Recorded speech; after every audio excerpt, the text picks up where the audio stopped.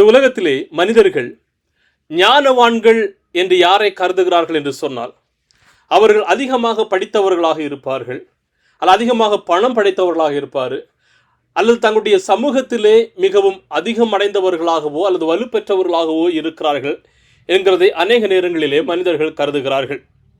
ஆனால் வேதத்தின் பிரகாரமாக பார்க்கிறதான போது நீதிமொழிகள் 30வது அதிகாரம் வசனம் 24 28 வரையிலும் ஒரு 4 விதமான ஒரு சிறிய ஜந்துகளை குறித்து இதில் குறிப்பிடப்பட்டிருக்கிறது. இந்த 4 உயிரினமும் மிகவும் சிறியவைகள், ஆனால் அவைகள் ஞானத்தில் மிகவும் வலுப்பெற்றிருக்கிறவர்களாக இருக்கிறார்கள், ஞானத்தில் மிகவும் வலுப்பெற்றவைகளாக இருக்கிறது. இன்றைக்கு சிறியவைகளாக இருந்தும் மகா ஞானமுள்ளவைகள் என்கிறதான தலைப்பிலே நீதிமொழிகள் 30வது அதிகாரம் வசனம் 24 28 வரையிலும் தியானிக்க போகிறோம். பூமியில் சிறியவைகளாய் இருந்தும் மகா ஞானமுள்ளவைகள் 4 உண்டு. அவையாவன: அற்பமான ஜந்துவாயிருந்தும் கோடை காலத்தில் தங்கள் ஆகாரத்தை சம்பாதிக்கிற எறும்பும், சத்துவமற்ற ஜந்துவாயிருந்தும் தங்கள் வீட்டை கண்மனையின் மேல் தோண்டி வைக்கும் குழிமுசல்களும், ராஜா இல்லாதிருந்தும் பவுஞ்சு பவுஞ்சாய் புறப்படுகிற வெட்டுக்கிளிகளும், தன் கைகளினால் வலையை பின்னி அரசர் அரண்மனையில் இருக்கிற சிலந்தி பூச்சியுமாவே. இன்றைக்கு இந்த 4 ஜந்துக்களிலிருந்தும் ஒரு சில காரியங்களை நாம் கற்றுக்கொள்ள போகிறோம். நமக்கு எல்லாருக்குமே இந்த ஜந்துக்களை பற்றி தெரியும். நாம் அநேக இடங்களிலே பார்த்திருப்போம், கேட்டிருப்போம். நம்முடைய வீடுகளில் கூட இந்த எறும்பு, இந்த சிலந்தி, இந்த குழிமுசல்கள் நாம் வெளியே போகிற இடங்களில் காடுகளுக்கு செல்லும் போது பார்த்திருப்போம். வெட்டுக்கிளிகளையும் நாம் பார்த்திருக்கிறவர்களாக இருக்கிறோம். முதலாவதாக இந்த எறும்பை பற்றி நாம் கற்றுக்கொள்ள போகிறோம். வசனம் 25 சொல்லுகிறது: அற்பமான ஜந்துவாயிருந்தும் கோடை காலத்தில் தங்கள் ஆகாரத்தை சம்பாதிக்கிற எறும்பும்.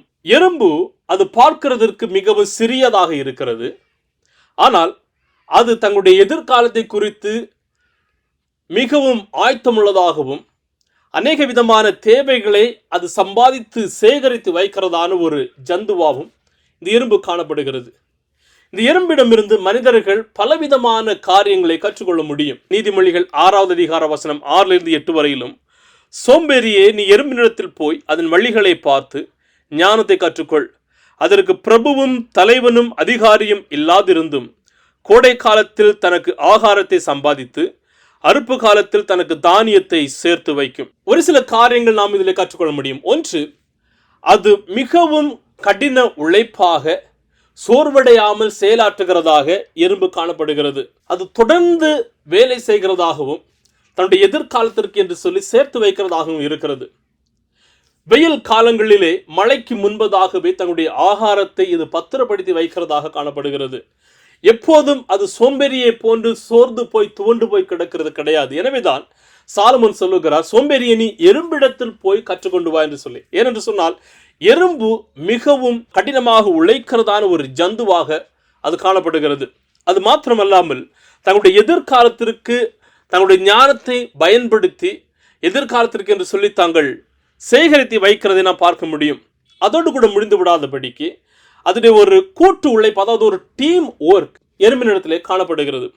நான் எல்லாருமே எறும்பு பார்த்திருப்போம். சில இடங்களிலே இந்த எறும்பு அணிவகுத்து செல்லுகிறதான போது ஒன்றன் பின் ஒன்றாக மிகவும் அழகான முறையிலே அது கடந்து செல்லுகிறதாக இருக்கிறது. இதற்கு தலைவர்களும் கிடையாது, எந்த விதமான அதிகாரிகளும் கிடையாது. ஆனால் முன் செல்லுகிறதான எறும்பை பின் வருகிறதான எறும்புகள் சரியான முறையிலே பின்தொடர்கிறதாக காணப்படுகிறது. அதனுடையதான் அந்த பொறுப்பை உணர்ந்து அதை வழிநடத்துகிறதற்கு தலைவர்கள் இல்லாது இருந்தும் சரியான முறையில் அது செல்லுகிறது. அப்படியானால் ஞானத்தை இந்த எறும்புகள் மிகவும் பயன்படுத்தி கொள்ளுகிறதை நாம் இதில் பார்க்க முடியும். தங்களுடைய எதிர்காலத்தை குறித்து ஆயத்தப்படுகிறதான இந்த ஆயத்தத்தை மத்தேயு 25வது அதிகார வசனம் 1 13 வரையிலும் பார்க்கிறதான போது ஒரு 10 கன்னிகைகளை குறித்து அதில் சொல்லப்பட்டிருக்கிறது. அதில் 5 பேர் தங்கள் ஞானத்தை பயன்படுத்தி, புத்தியை பயன்படுத்தி மணவாளன் வருகிறதான அது வருகைக்காக எல்லாவற்றையும் தயார் செய்து ஆயத்தப்படுத்தி கொண்டிருந்தார்கள். ஆனால் 5 பேர் ஒரு சில காரியங்களை ஆயத்தப்படுத்தி இருந்தார்கள். மற்ற விதமான காரியங்களை ஒருவேளை கடைசி தருணத்தில் அதை செய்யலாம் என்று ஒருவேளை நினைத்திருக்கலாம். ஆனால் அவர்கள் ஆயத்தம் படாமல் இருந்தார்கள். ஆனால் தேவன் நமக்கு கொடுத்திருக்கிறதான அந்த ஞானத்தை நாம் பயன்படுத்திக் கொள்ள வேண்டியது அவசியம். எறும்பு ஒரு சிறிதான ஒரு ஜந்து தான். அந்த சிறிய ஜந்துவிடம் இருந்து மிக பெரிதான பாடத்தை நாம் கற்றுக்கொள்ள முடிகிறது. பவுல் சொல்லும்போது சொல்லுகிறார், 1 கொரிந்தியர் 15வது அதிகாரம் 58வது வசனத்திலே, என் பிரியமான சகோதரரே, நிலைத்திருக்கிறவர்களாகவும் அசையாமல் இருக்கிறவர்களாகவும் எப்போதும் கர்த்தருடைய வேலையில் முழுமையாய் பணிவிடை வாய்ந்தவர்களாகவும் இருங்கள். உங்களுடைய பாடு கர்த்தரில் ஒருபோதும் வீணாகாது. என்னை கேட்டுக்கொண்டிருக்கிறதான அருமையான தேவ ஜனங்களே, நம்முடைய வாழ்க்கையிலே தேவன் நமக்கு கொடுத்திருக்கிறதான அந்த ஞானத்தை பயன்படுத்தி நம்முடைய ஆவிக்குரிய வாழ்க்கையில நாம் முதிர்ச்சி அடைய வேண்டியது அவசியம். தேவனோடு கூட உள்ள உறவிலே நாம் வளர வேண்டியது அவசியமானதாக இருக்கிறது. உங்களுடைய ஆவிக்குரிய பொக்கிஷங்களை நீங்கள் எங்கு சேகரித்து வைத்திருக்கிறீர்கள்? நீங்கள் உங்களுடைய இருதயத்தையும் சிந்தனைகளையும் தேவனுக்கு என்று சொல்லி ஆயத்தப்படுத்தி இருக்கிறோமா? அதை நாம் சோதித்து பார்க்க வேண்டியது அவசியம். சிறிய ஜந்துவாக இருந்தாலும் அவைகள் ஞானத்தில் பலமுள்ளவைகளாக இருக்கிறது. இரண்டாவதாக கொடுத்திருக்கிறதான அந்த ஜந்துவை பாருங்கள், குழிமுசல்கள். குழிமுசல்கள் வசனம் 26, சத்துவமற்ற ஜந்துவாய் இருந்தும் தங்கள் வீட்டை கண்மலையின் மேல் தோண்டி வைக்கும் குழிமுசல்களும். இந்த குழிமுசல்கள் மிகவும் சிறியவைகளாக இருக்கிறது. ஆனால் சில நேரங்களிலே அவைகளிடத்திலே கடந்து செல்லுகிறவர்களுக்கு அது தீங்கு விளைவிக்கக்கூடும். இந்த படத்தில் நீங்கள் பார்க்கிறீர்கள் இந்த குழிமுசல்களை. இவைகள் எங்கே தங்களுடைய வீடை, தங்களுடைய அடைக்கலத்தை தேடுகிறது என்று சொன்னால் இந்த பாறைகளிலே அது தேடுகிறதாக இருக்கிறது. ஒரு பாதுகாப்பான ஒரு அனுபவத்தை இது குறிப்பிடுகிறதாக இருக்கிறது. மிகவும் சிறியதாக, பார்க்கிறதற்கு மிகவும் அழகாக இருக்கிறதான இந்த குழிமுசல்கள் தங்கள் எதிர்காலத்தின் பாதுகாப்பை அது நாடி சரியான விதத்திலே அதை தேடுகிறதாக இருக்கிறது. அநேக நேரங்களிலே மனிதர்கள் தங்களுடைய பாதுகாப்பை மறந்து விடுகிறவர்களாக இருக்கிறார்கள். தங்களுடைய நிகழ்காலத்தை மாத்திரமே பார்த்து எதிர்காலத்தை கோட்டை விடுகிறவர்களாக இருக்கிறோம். கிறிஸ்துவ வாழ்க்கையிலே ஒருவேளை அதிகமான முறையிலே வளர்கிறவர்களாக இருக்கலாம். ஆனால் அதே வளர்ச்சியை நம்முடைய எதிர்காலத்தில் நாம் கையாள வேண்டியது மிகவும் அவசியமானதாக இருக்கிறது. ஒரு விசுவாசியாக நாம் இந்த குழி முசல்களிலிருந்து கற்றுக்கொள்ளுகிறதான ஒரு பாடம் என்னவென்று சொன்னால், நம்முடைய ஆவிக்குரிய பாதுகாப்பு மிகவும் முக்கியம். எங்கே அந்த பாதுகாப்பை நாம் கண்டுகொள்ள முடியும்? பாறையாக கிறிஸ்துவனிடத்திலே நாம் கண்டுகொள்ள முடியும். ஞானமுள்ளதான ஒரு மனிதன் தன்னுடைய வீட்டை கற்பாறையிலே கட்டுகிறவனாக இருக்கிறார் என்று வேதத்திலே நாம் பார்க்க முடியும். மத்தேயு 7வது அதிகார வசனம் 14 25 வரையிலும் கற்பாறையிலே கட்டுகிறதான வீடு மிகவும் வலுவானதாகவும் மிகவும் பாதுகாப்பானதாகவும் இருக்கிறது. ஆனால் மண்ணில் கட்டினதான வீடு அது மழை வருகிறதான போது உடைந்து போகிறதாக இருக்கிறது. இன்றைக்கு உங்களுடைய கிறிஸ்தவ வாழ்க்கையை நீங்கள் எங்கு கட்டி இருக்கிறீர்கள்? நீங்களும் நானும் நம்முடைய கிறிஸ்தவ வாழ்க்கையை நாம் கண்மலையாகிய கிறிஸ்துவினிடத்திலே நாம் கட்ட வேண்டியது அவசியமாக இருக்கிறது.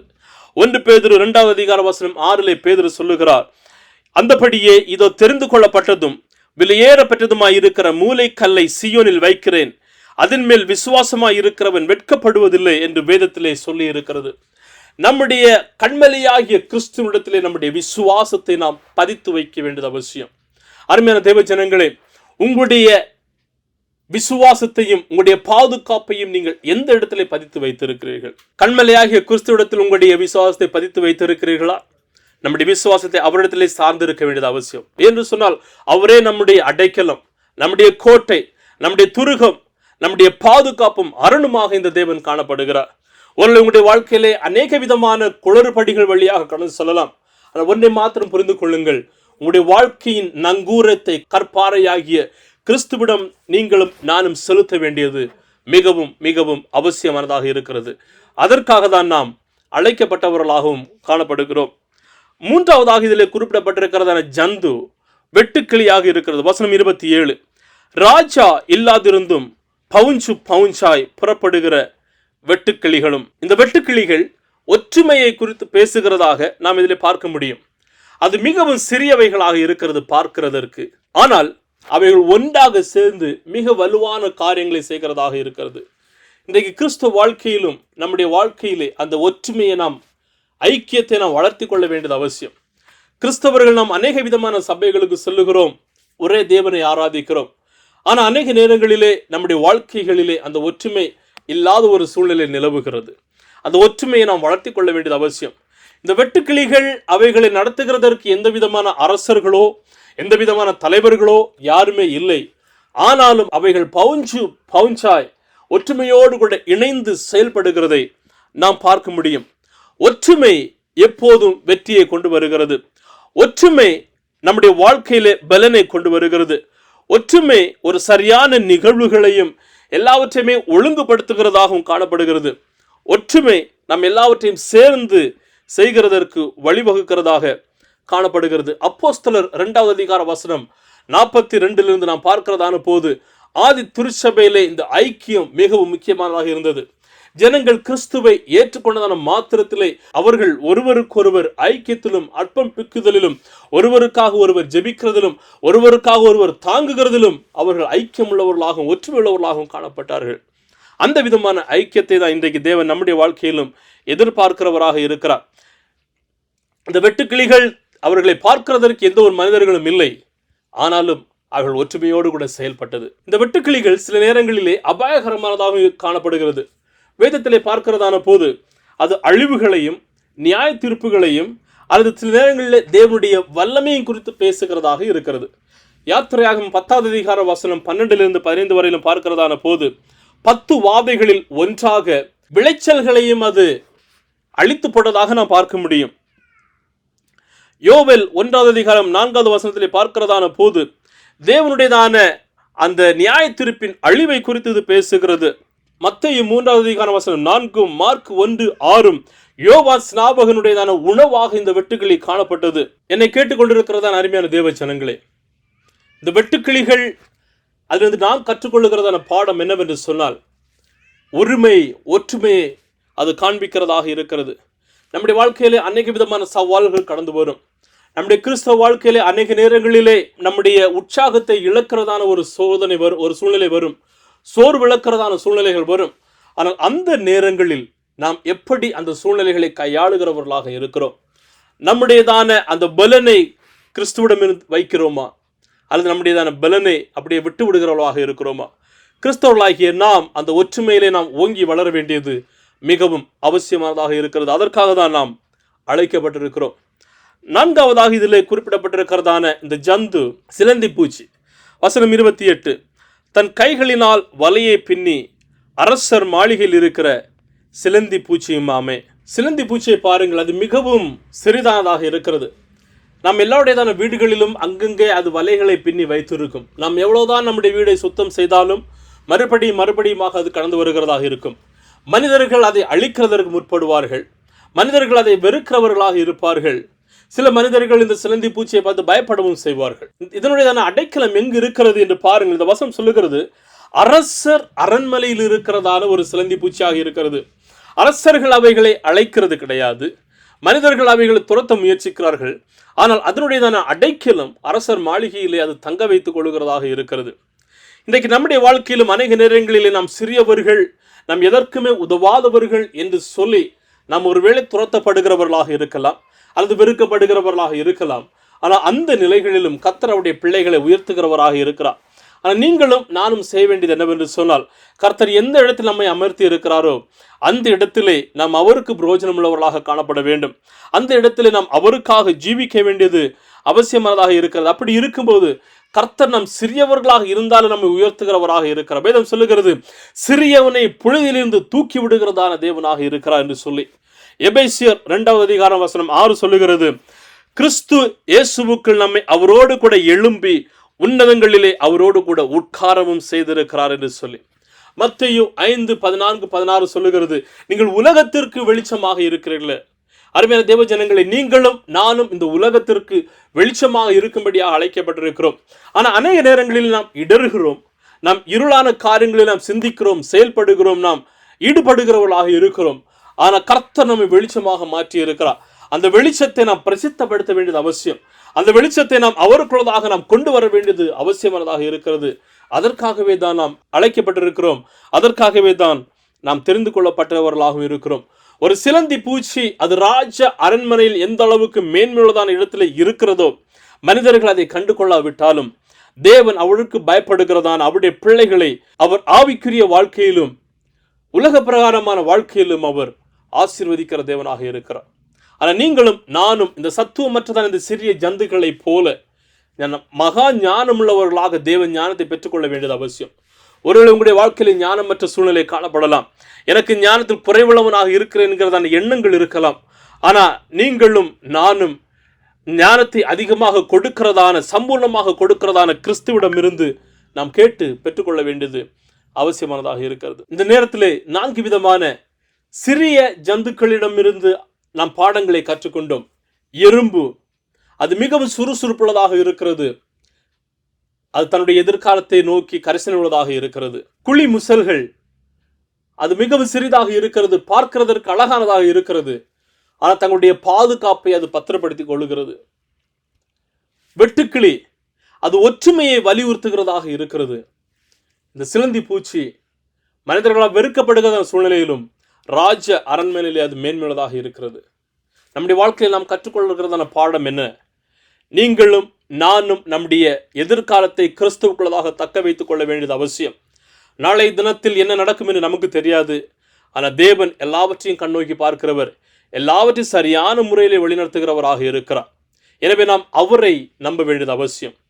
ஒருவரை ஒருவர் நாம் ஜெபத்திலும் ஊக்கப்படுத்துதலிலும் ஐக்கியத்திலும் நாம் வளர வேண்டியது அவசியமானதாக இருக்கிறது. அப்படி இருக்கிறதான போது கர்த்தர் அவருடைய பிள்ளைகளை மேன்மையடைய செய்கிறவராக காணப்படுகிறார். இந்த நாளில் இணைந்து கொண்டதான் உங்கள் ஒவ்வொருவருக்கும் நன்றியை தெரிவித்துக் கொள்கிறேன். கர்த்தர் உங்கள் ஒவ்வொருவரையும் ஆசீர்வதிப்பாராக. உங்களுக்கு ஏதாவது ஜெப தேவைகள் காணப்படுகிறது என்றால் எங்களை அணுகும்படியாக கேட்டுக்கொள்கிறோம். உங்களுக்காக நாங்கள் ஜெபிக்கிறோம். கர்த்தருடைய பிரசன்னமும் கிருபைகளையும் உங்களோடு கூட இருந்து உங்களை வழிநடத்தட்டும். ஆமென், ஆமென். God plus.